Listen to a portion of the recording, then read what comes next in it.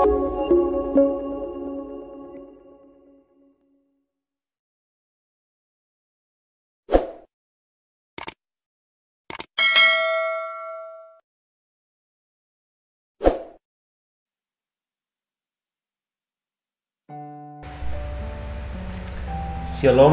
Bapak Ibu dan saudara-saudaraku yang saya kasihi dalam Tuhan Yesus Kristus.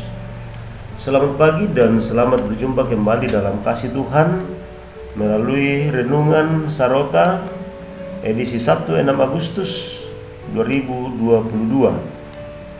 Sebelum kita membaca dan merenungkan firman Tuhan pagi ini, mari kita tunduk kepala dan kita berdoa.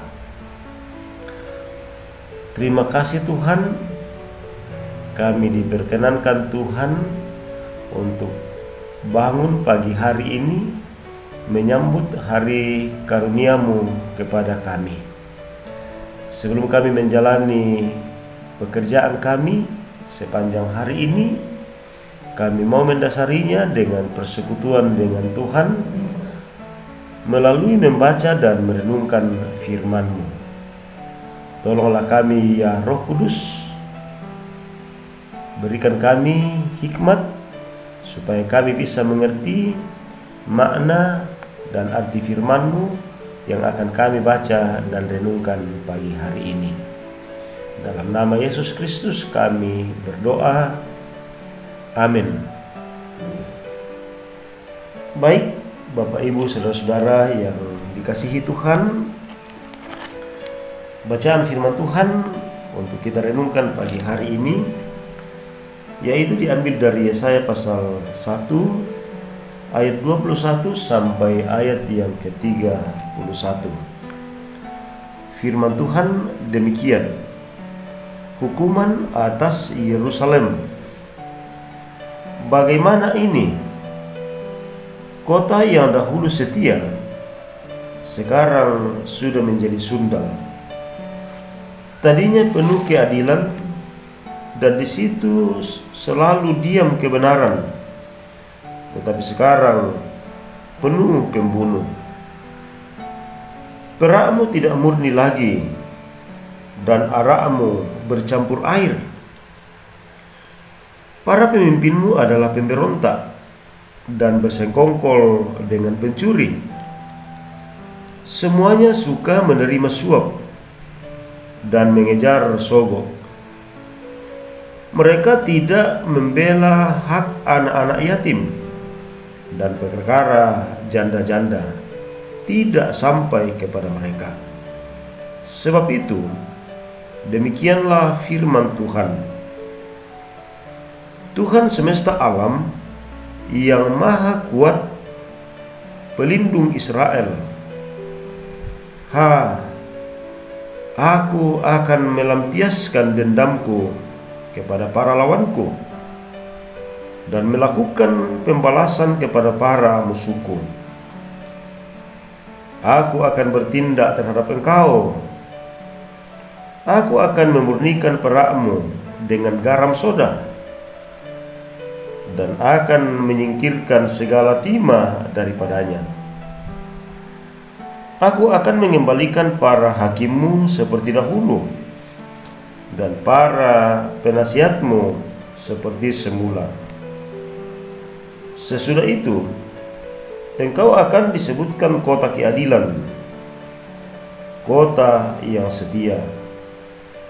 Sion akan kubebaskan dengan penghakiman yang adil, dan orang-orangnya yang bertobat akan kubebaskan dengan tindakan yang benar.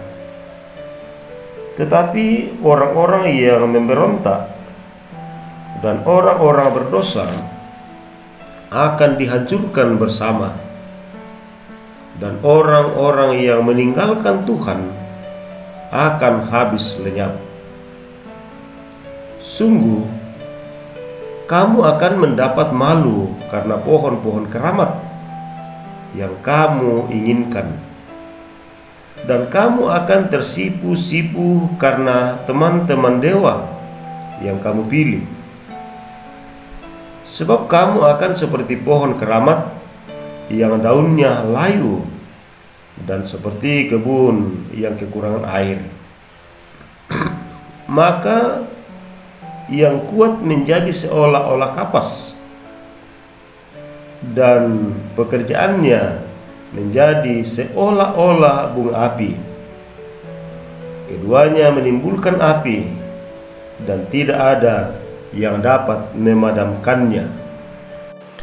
Demikian firman Tuhan. Berbahagia setiap kita yang mendengarnya dan melakukannya dalam kehidupan kita sehari-hari. Amin. Firman Tuhan.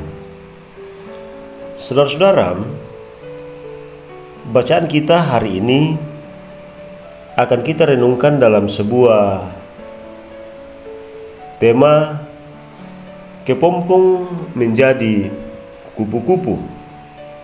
Kepompong menjadi kupu-kupu. Saudara-saudara, saya mengingat pelajaran waktu SD tentang perubahan yang dialami secara alami oleh seekor kupu-kupu, baik dari kepompong berproses dan akhirnya menjadi kupu-kupu yang indah dan dapat terbang. Perubahan ini melalui sebuah proses, yaitu semula adalah ulat, namun ketika melalui proses, maka yang tadinya adalah ulat yang menjijikkan berubah menjadi sesuatu yang indah dan cantik. Saudara-saudara, sangat berbeda dengan perubahan yang dialami oleh umat Israel. Hal itu tampak pada kata tadinya dan tetapi sekarang. Sayangnya, perubahan tersebut jauh dari keinginan Allah. Itu sebabnya Allah turun tangan untuk mengembalikan umat Allah pada rel yang benar, sehingga menjadi mampu hidup sesuai dengan kehendak Allah. Perubahan yang terjadi pada umat Allah diungkap secara gamblang oleh Yesaya. Dulunya mereka adalah pelaku keadilan dan kebenaran, tetapi kini mereka menerima suap serta mengabaikan hak anak-anak yatim dan para janda. Ketidakadilan dan ketidakbenaran itulah yang menguasai hidup mereka sekarang. Pertumbuhan iman seseorang harus melalui proses, namun harus dengan proses yang baik agar mengarah kepada perubahan yang lebih baik.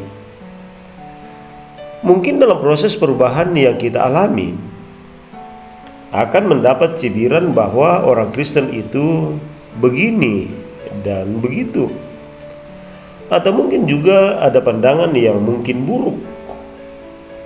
Tetapi karena kita adalah milik Kristus, maka kita harus yakin bahwa dalam pandangan Tuhan kita sungguh berharga. Bagaimana sebuah kepompong menjadi kupu-kupu?